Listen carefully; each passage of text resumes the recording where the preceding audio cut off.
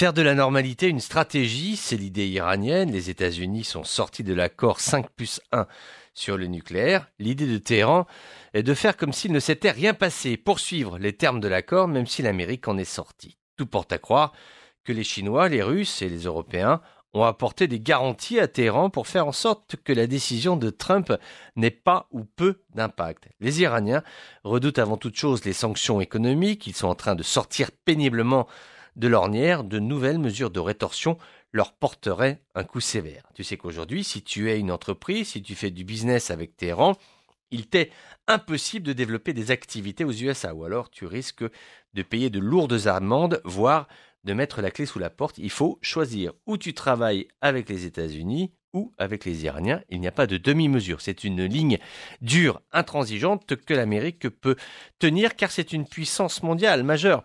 Trump fait le pari de croire qu'il est incontournable. La nouveauté pourrait venir, et ça ce serait une surprise, des pays partenaires des États-Unis qui manifestent une exaspération de moins en moins voilée à l'égard de cette forme d'autoritarisme extraterritorial qui est d'ailleurs une entrave au libre marché et à la libre entreprise. T'es norvégien, tu veux travailler en Iran, tu renonces parce que tu ne veux pas te priver du marché américain. Si demain, les pays partenaires de Trump se liguent contre cela, ce serait un point de bascule dans le monde des affaires.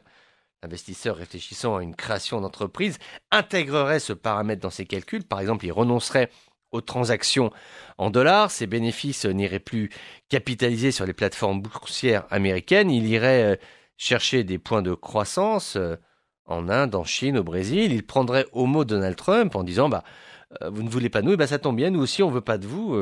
Et là, ce qui sera à craindre, c'est que l'isolationnisme de Donald Trump ne vire à la marginalisation de l'économie américaine. Ce ne serait bon pour personne et en plus ça ferait les affaires de l'Iran, ce qui serait tout de même un comble.